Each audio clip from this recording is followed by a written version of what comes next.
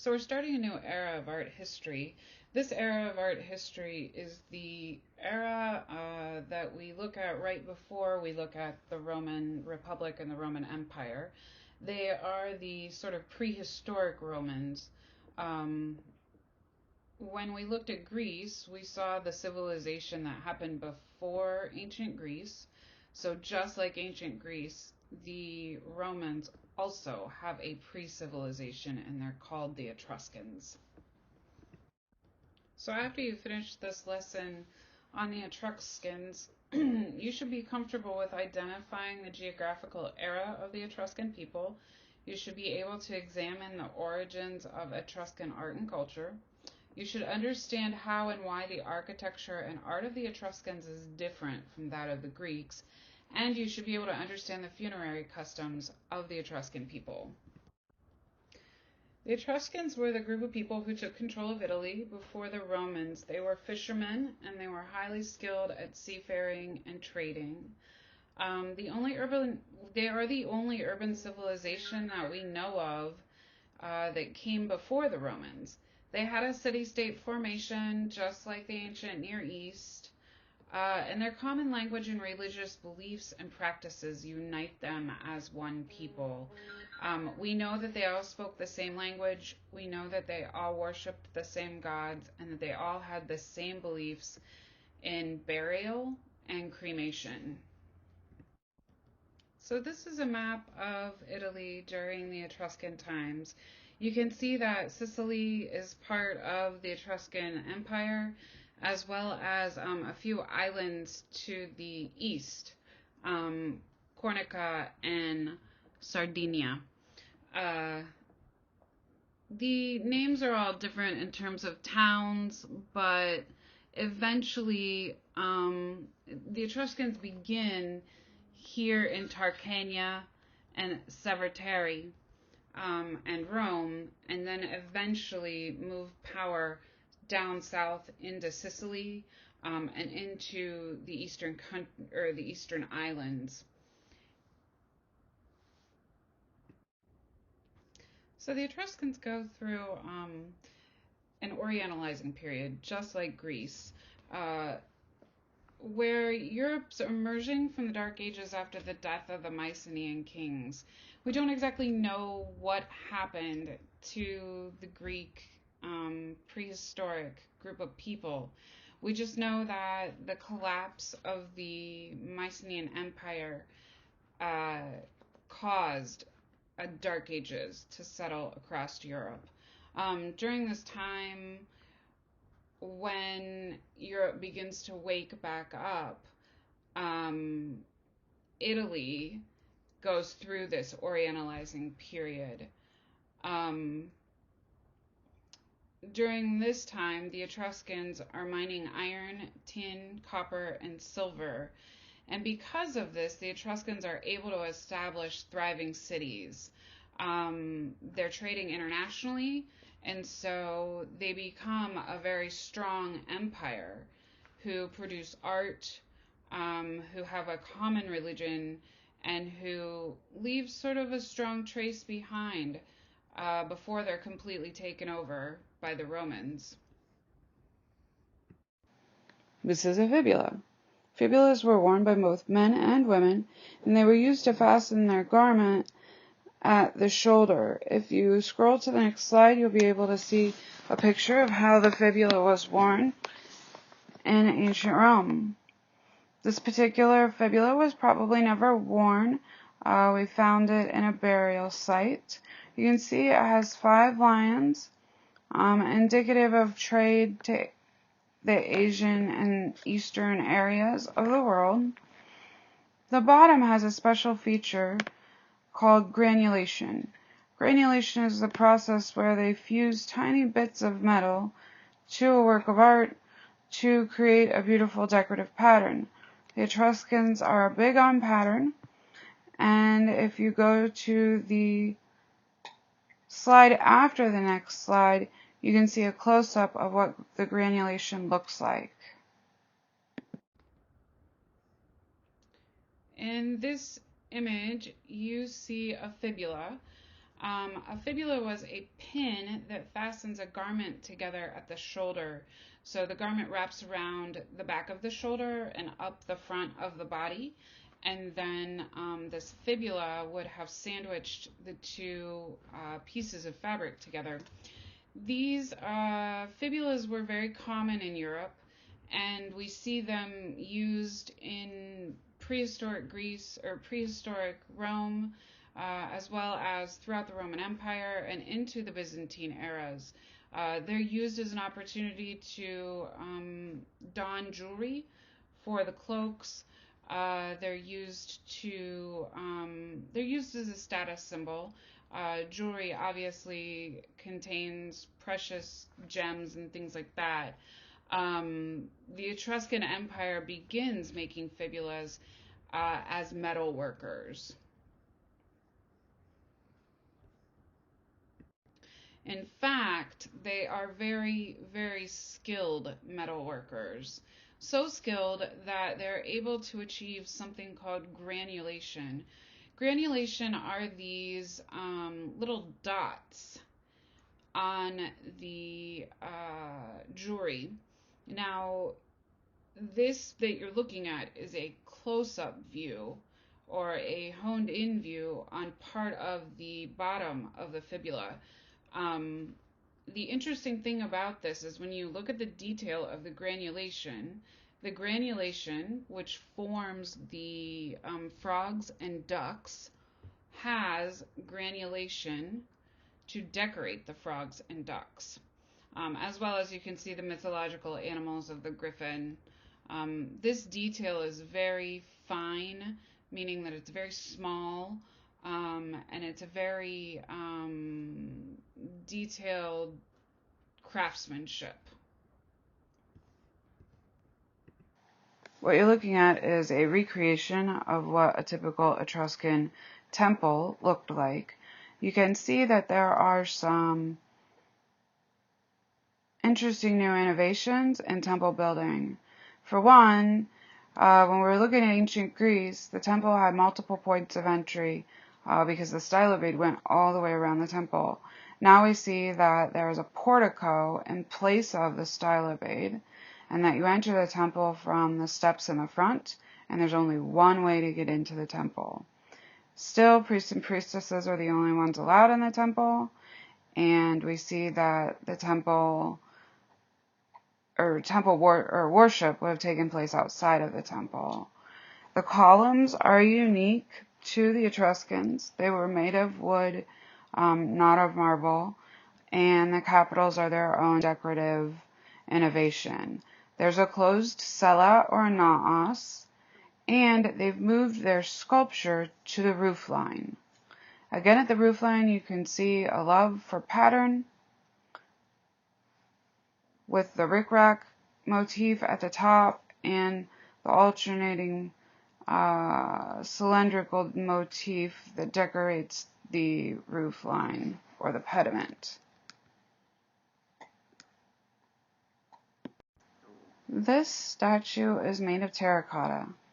So I just asked you, why would it have been advantageous for the Etruscans to place their sculptures at the top of the roofline of the temple? You can see that the statue has a hole in it in the base. That hole would have been used to put a wooden pin through the base and attach the sculpture to the roofline. Here you can see the wet drapery technique used.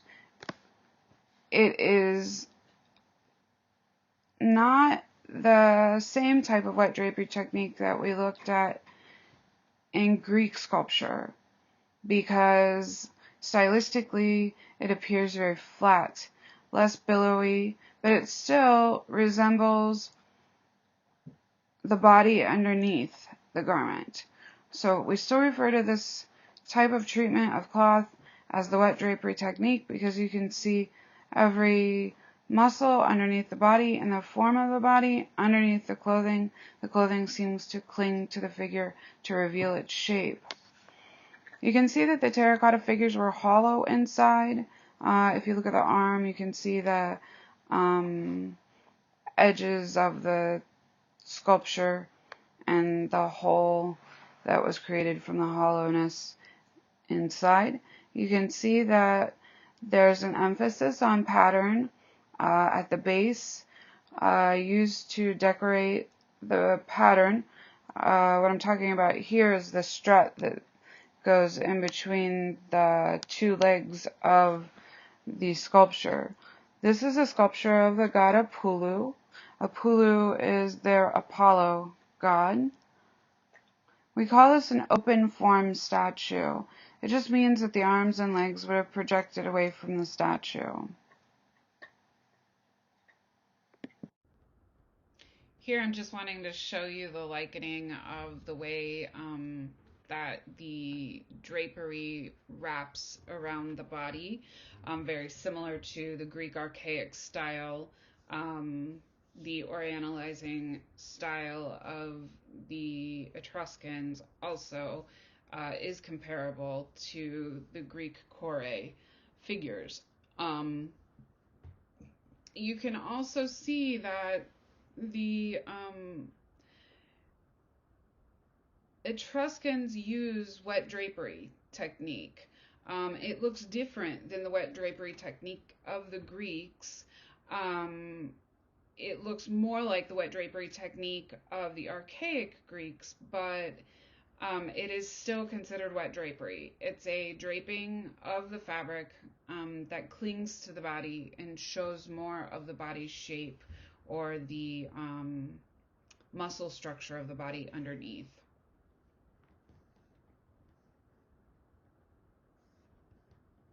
The sarcophagus of the reclining couple. Here you see a piece of artwork where two people are banqueting in the afterlife. You see the cloth that clings to the body, once again done in the wet drapery technique. You see that the male is represented in a dark red color and the female is represented in a white color. That was how they differentiated between genders in art. The Etruscans have an interesting stylistic feature to their art that parallels the rigidness that we see in Egyptian sculpture. They haven't quite figured out how to totally free the sculpture from the block of stone and make it have its own shape and own life. We know that the Etruscans believed in the afterlife because they left clues about their beliefs in their works of art. The sarcophagus contained the ashes of the couple. We know that cremation was a common means of burial. Typically, when we see a piece like this that represents the afterlife, we don't see more than the male. It's usually just the male figure, but here they've added the female figure. There is an interesting story that goes with this piece. The story goes that the female is a princess and the male is royalty as well, and they're both married to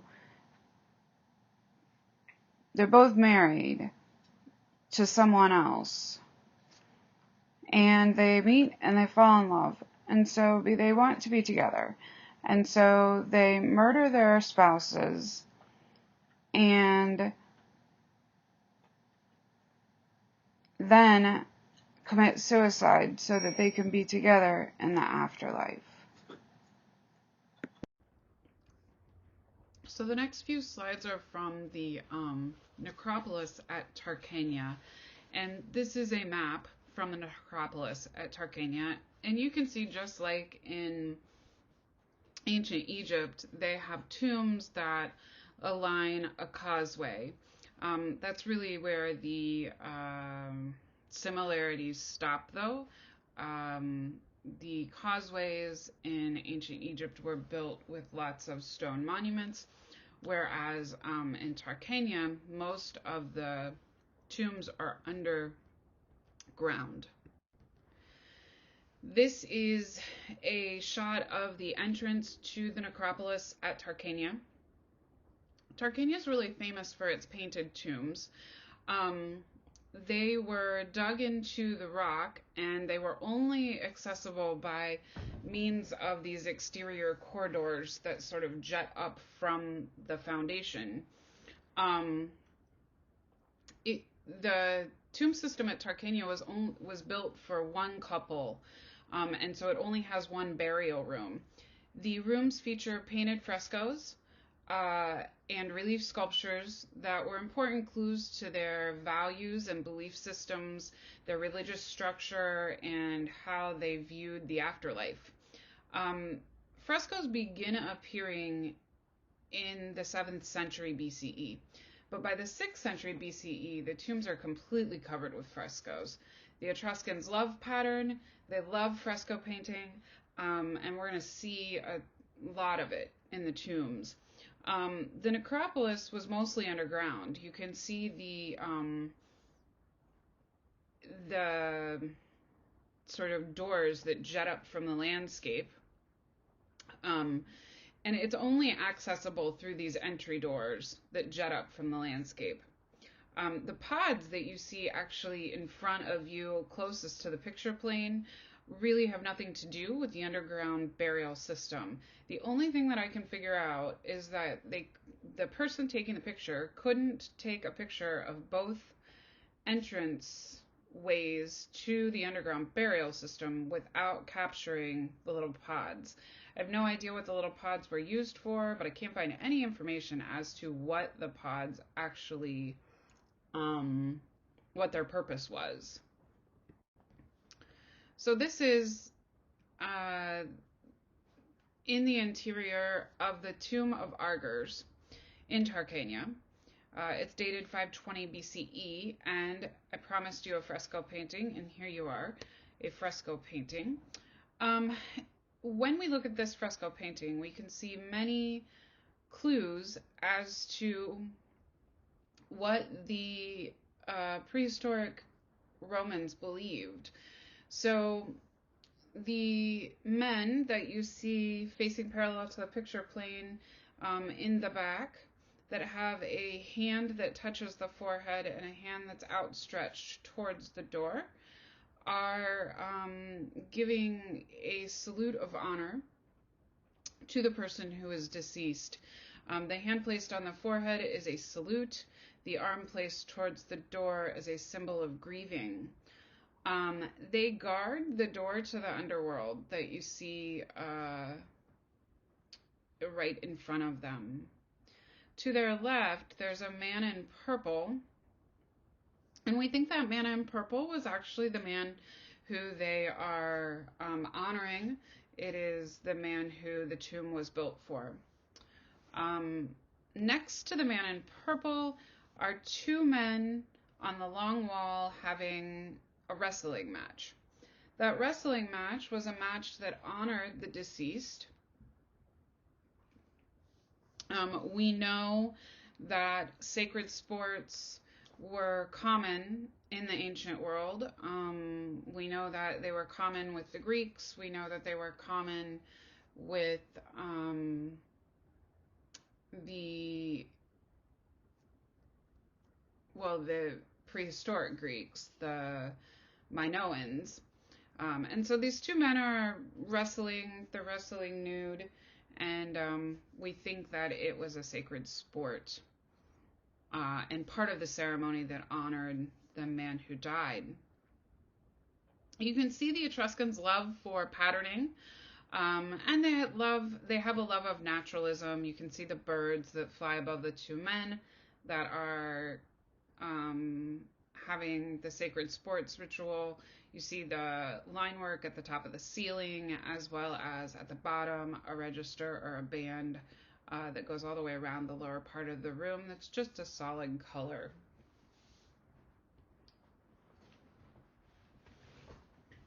Your textbook does a really great job of highlighting the important parts of this fresco painting.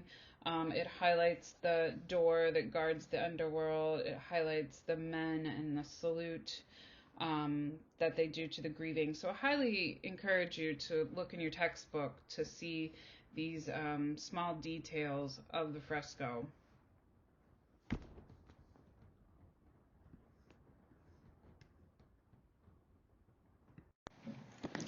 So we're still in Tarquinia. This is the tomb of the unknown leopards. Tarquinia's discovery was important because of this fresco. We know that it was built for one couple, which means that it would have only had one room. And it had a room that foreshadowed or foretold what the afterlife would be like for the people who had passed away. And so what you're looking at is a banqueting scene. The banqueting scene has men who are depicted in the red pigment and women who are banqueting with the men. We often don't see women banqueting with the men. It is assumed that these women are either prostitutes or courtesans who would be entertaining the men in the afterlife. You do see their differentiation in gender based on their color. The men are in the red and the women are in the white. The men have unnaturally large hands. And this scene is just basically a scene that describes what heaven will be like for the people who passed away. It's the tomb that is named for the leopards, and it's because of the leopards and the towards the ceiling of the fresco. I'm going to show you a close-up of this slide, so go to the next slide so you can see the detail in the painting. Here's a close-up of the details in the painting fresco in the Tomb of the Leopards. You see the leopards, they're facing each other, they have their mouths wide open and their tongue comes forward in sort of a snake-like fashion. This is not a natural representation of a leopard.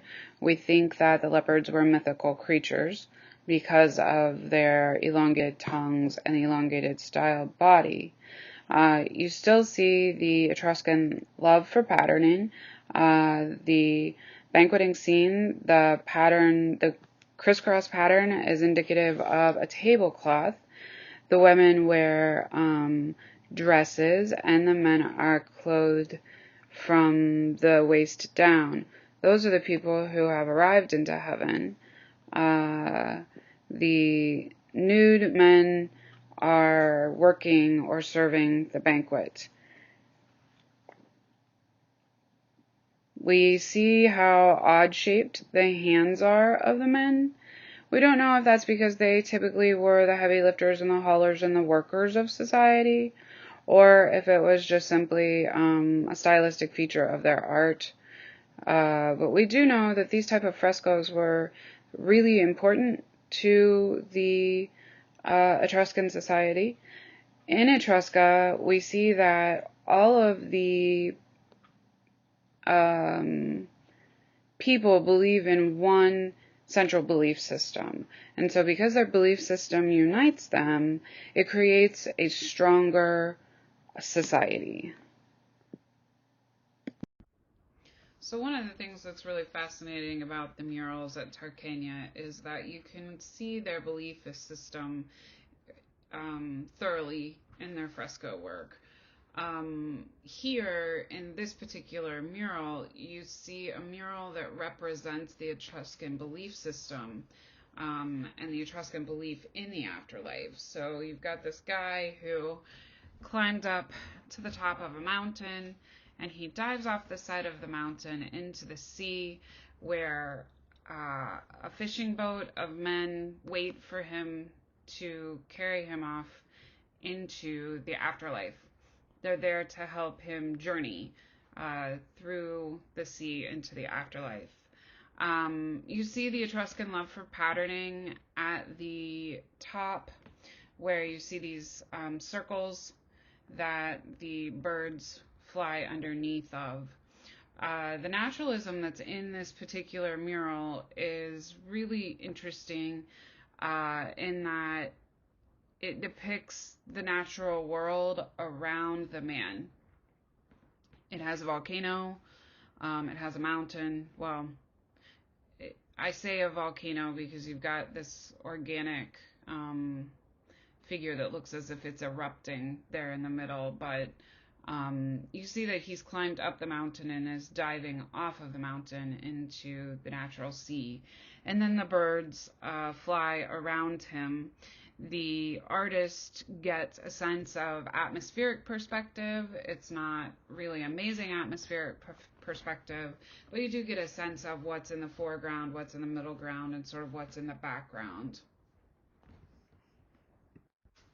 Here's a close-up view of the tomb of hunting and fishing from Tarquenia. You can see the boat with the men in the bottom that are there waiting to take the gentleman who's passed away into the afterlife. The tomb of the hunting and fishing is one of the best known and most studied of the rooms at Tarquenia. It has a fresco of a Dionysian dance in a sacred wood. The second room, though, offers scenes of the tomb's owner hunting and fishing. What you're looking at here is another necropolis, and you can see that the tombs vary from one area to another as to this construction and the way that the tomb is ordered. So these tombs project up from the ground and are beehive in shape, while the tomb at Tarquinia was completely underground, and the only beehive shape had to do with the entrance to the tomb. So just know that the tombs that you're looking at were found all over Rome, and all over the Etruscan Empire, but they don't seem to take on a particular architectural structure that is consistent or repetitive in their society. So the tombs that you're looking at that are so very different than the tombs at Tarquinia partially look different because of the construction period that they were done in. This is a 7th century to 2nd century BCE tomb, which means that span of the 6th through the 3rd centuries were times that they were building in this tomb system as well. And so that's part of why we see such a variation in technique. Servetti's tombs are in the thousands, so we have more of them. We know that they serviced more than one group of families. They were kind of organized like an urban plan that resembled a city with streets and piazzas and quarters, or necks of the woods for neighborhoods. The typology differs here in relationship to the historical period and the status of the family of to whom they belonged. So if the tomb belonged to a high-class family, it would have been more elaborate. The building technique might have been the same, but the decoration and things like that might have been more elaborate. Oftentimes, the tombs based on status and social class, as well as what time in that span of centuries that they were created, creates a situation where they may appear different or they may look different because of those elements. What we're going to focus on from Cerveteri is the tomb that was built in the 3rd century. It was built to service about 7 families, and so each room is a burial chamber for a different family.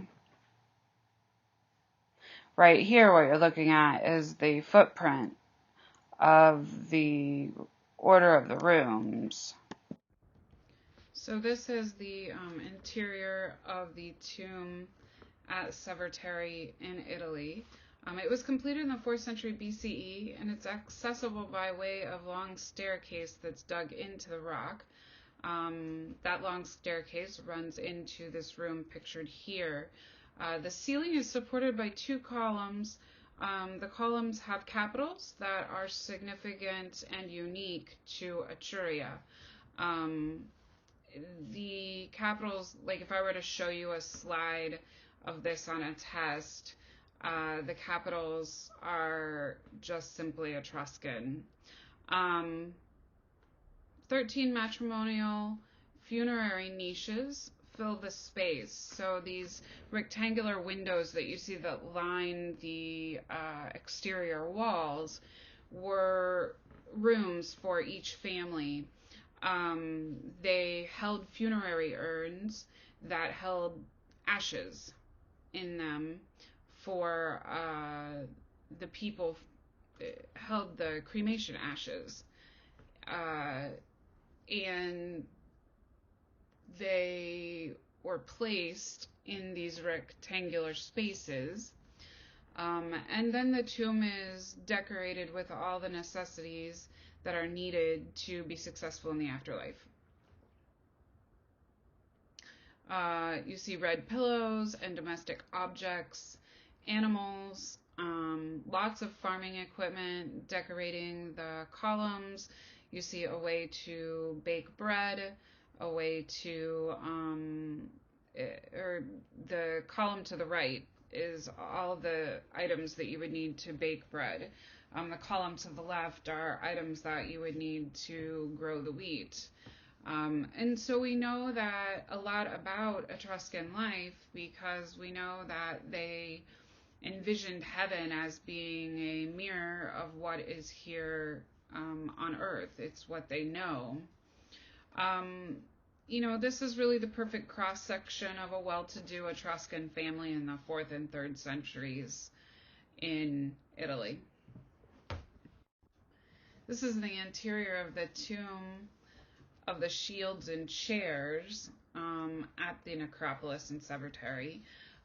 You see these 2 thrones that set adjacent to a doorway.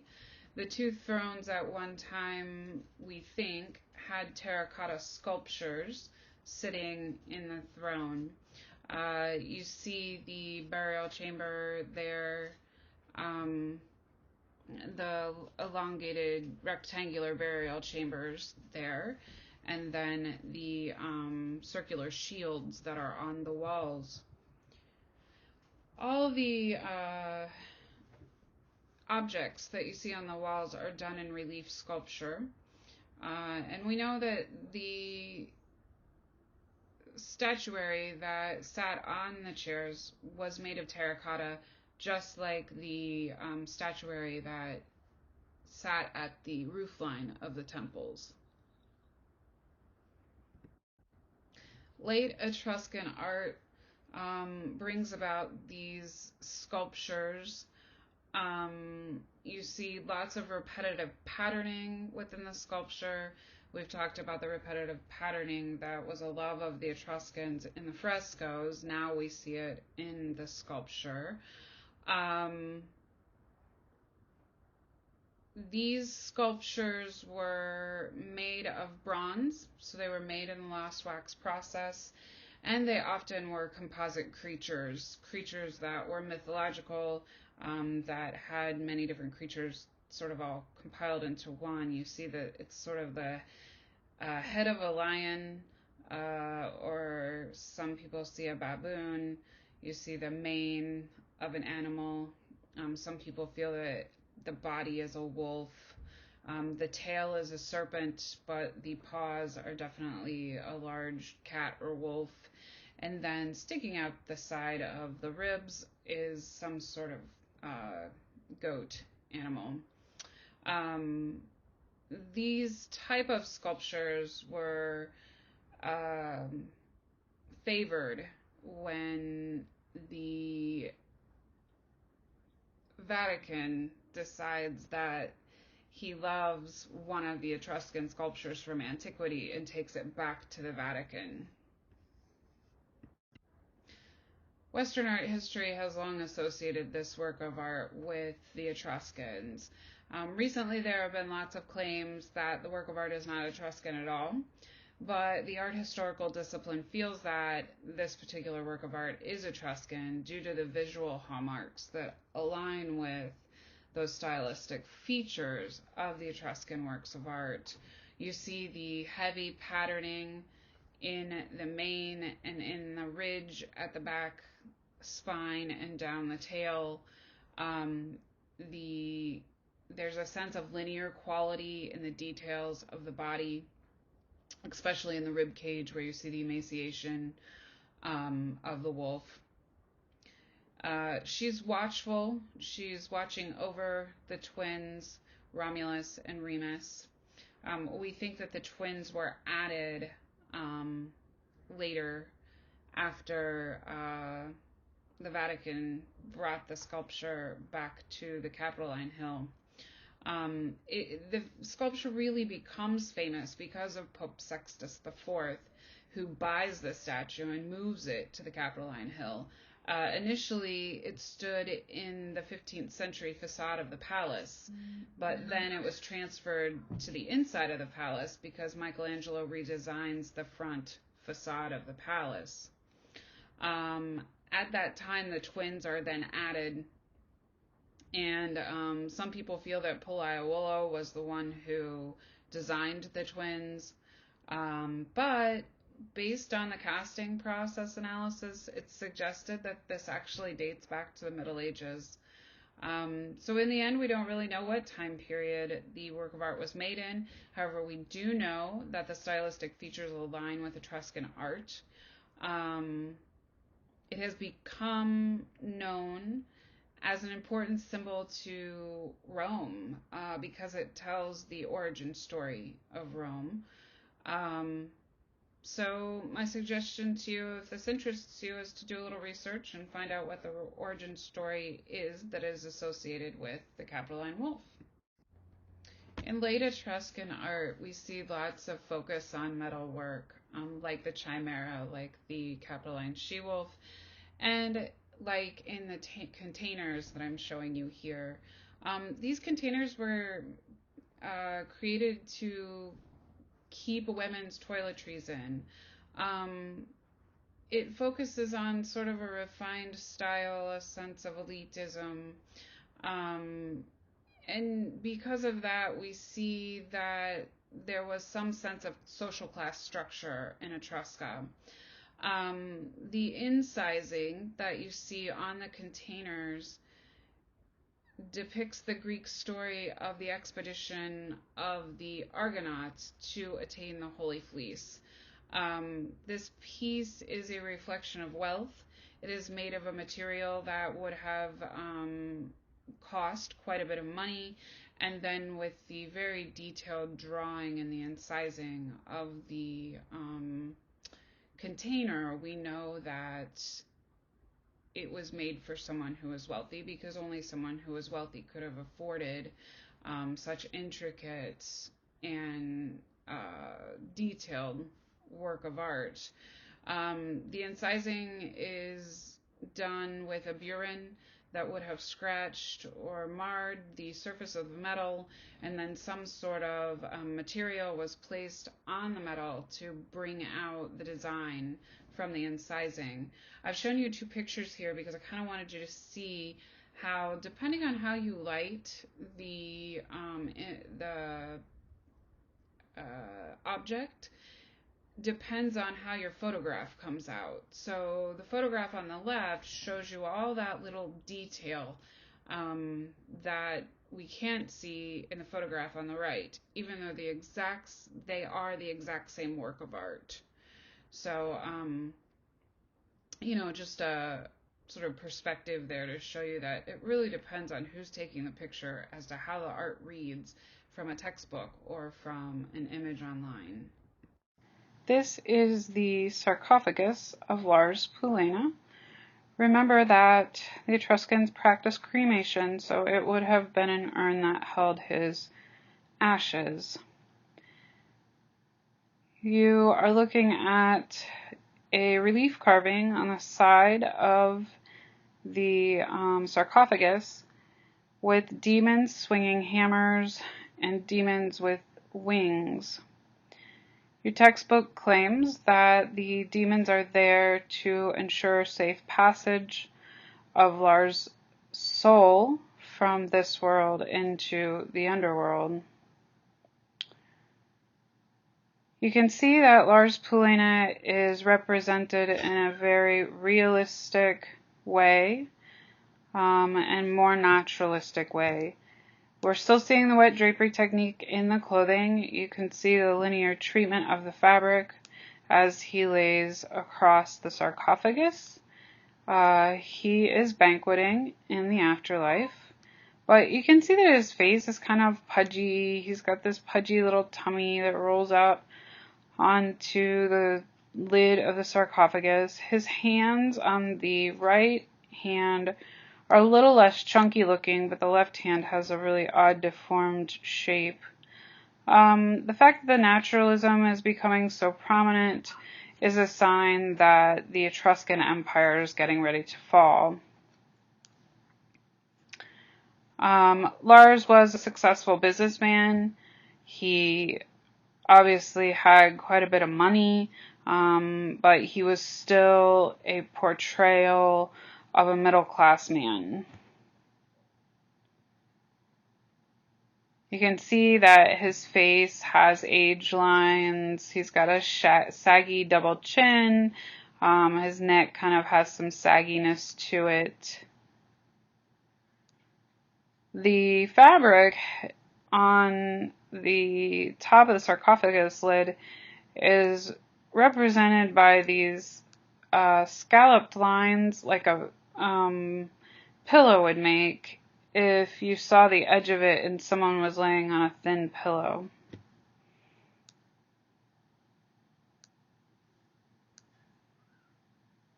The sarcophagus of Lars Poulena is an important piece in terms of recording the history of the Etruscan Empire. Because the naturalism represented, it gives us some idea of when the Etruscan Empire was starting to fall. This is a crematory urn, or a sarcophagus lid with portraits of two elites in Etruscan society. This is a later piece in the history of Etruscan art, and in this later piece we see a change in the way the couple is represented. So instead of that highly stylized image that we got of the reclining couple at the very beginning of the Etruscan Empire, you see a much more natural and realistic looking face on the couple. This is an indication that the Etruscans are losing their hold on society. The Etruscan Empire is becoming weak. They are being taken over by the Romans, and they're having a hard time keeping a hold of the power that they had over Italy. If you are looking at your textbook, you'll realize that Etruscan art is divided into different time periods, just like Greek art. They have an Orientalizing period, an Archaic period, and then early and late period in Etruscan art. I really don't teach you all those different periods of time because we have so few examples of art from Etruscan society. I just like you to know what makes Etruscan art Etruscan. And one of those things here is the representation of the naturalism as the society declines in power. A really great example of how Etruscan society is assimilating into Roman society is this statue of Ale Metel. Ale Metel is a magistrate. He is a man who settles disputes. He's for all practical purposes, a judge in Etruscan society.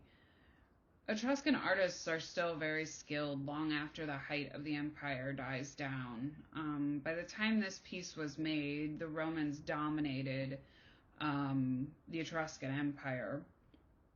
And so the portrait is represented in Roman style. Ale Mattel is represented as the Roman orator who would address a crowd of people. He is a white man for all practical purposes who would go to the city center to discuss laws and politics and how things should be in Roman society. Now, you'll learn that in Rome, unless you're a true Roman, you're looked down upon. Ale Mattel definitely is assimilating into Roman society from being an Etruscan. He is represented in this manner because the Romans, by this point, society is looking at the Romans as the elite race of people. You'll find that in Roman art, only a true Roman are considered to be the elite men of society.